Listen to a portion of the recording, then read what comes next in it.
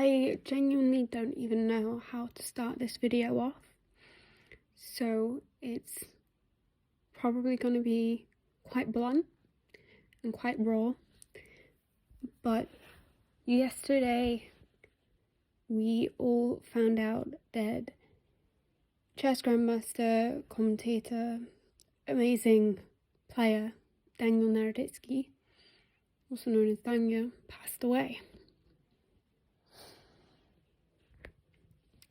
Now, I never met him. I've never spoken to him. He's liked a couple of my tweets before. Danya Naroditsky is kind of one of the first people that actually got me into chess. Now, when the Queen's Gambit was happening and when all of that was booming, I started researching more into chess, and obviously that means, searching onto YouTube about chess and watching Gotham chess videos, that type of thing. But I also watched the Danya Naroditsky videos, his speedruns, his impressions videos. I remember watching those, and watching Danya commentate was genuinely, I think one of the best things that sort of happened to chess. And that might sound dramatic to some of you, but to people who listened and watched his commentating, you will understand exactly what I mean. Danya had a way with words in which you'd be watching a super GM playing another super GM, and you may not understand a word of what was going on, and yet Danya will be there explaining everything, and you'd at least be able to follow it a little bit. It would kind of make sense. And so I found out obviously yesterday that he passed away. I'm really upset, and I know it visually doesn't look like it. Visually it doesn't look like I'm really upset. I mean, it's quite a weird feeling because, like I said, I never met the guy. I think the main thing for me is chess is such a small community. So many people are so intertwined with everything that other people are doing and other people are a part of, that nobody hasn't heard of Danya Naroditsky in chess. No one. If you have been, then you may just be starting out. I'd very much advise to watch his games or watch his old videos. They're very, very entertaining. Yeah, it actually hit me quite hard. I mean, I would like to say all the best wishes to his family and to his friends that are currently dealing with this. Yeah, all my respects and prayers and love for you guys. Yeah, when I found out yesterday and I was reading everything that was coming out, I was quite upset and quite angry. I talked to my mum about it, and I cried.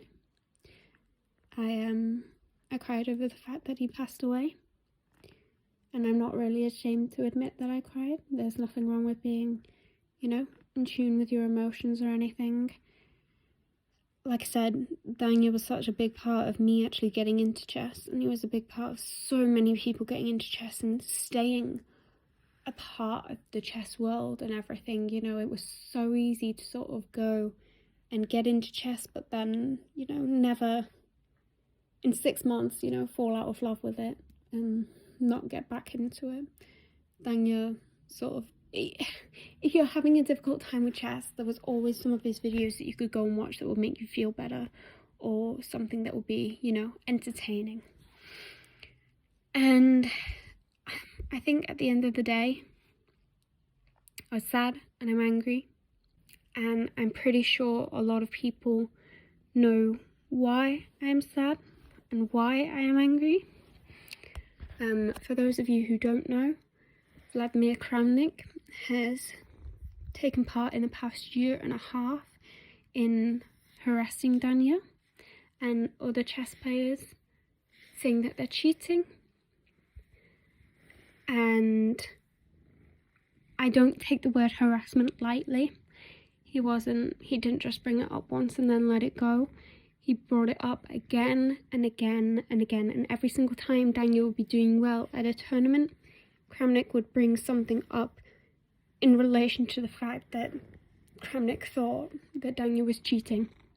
Now, anyone can sort of see that the effects of having someone, harassing you for a year and a half, it's not an easy thing to go through. It's not something that, some people can just brush off. Kramnik would never stop. And he still hasn't stopped, even after Danya has passed away. He is still tweeting about Danya, and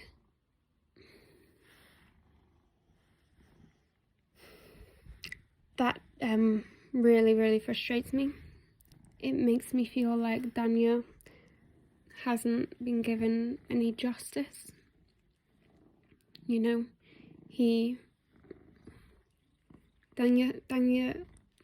at the end of the day, we're never going to be able to, watch a video from him again, a new video, and he won't be able to live a long life. And obviously,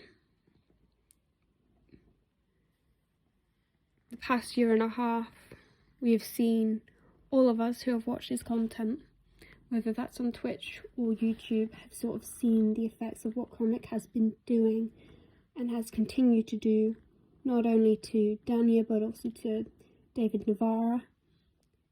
We see the effects, is what I'm trying to say. And Danya didn't deserve that. No one deserves that at the end of the day. No one deserves an onslaught of harassment.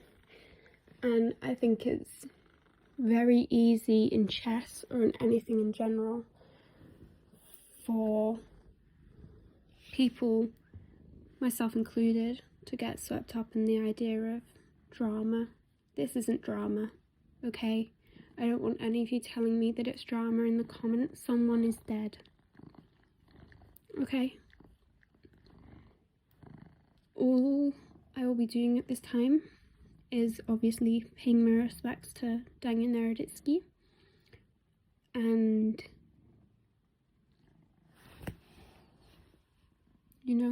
we can share our positive memories of him and everything in the comments. He would tutor people in PogChamps on Twitch. He was a great commentator, and it's absolutely tragic that he's gone. So yeah, rest in peace to Danya.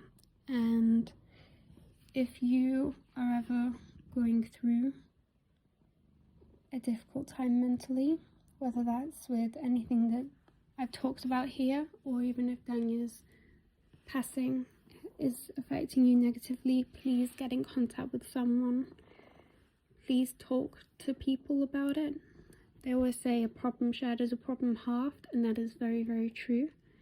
I think the best thing that we can do at this time is come together as a community and, look out for each other.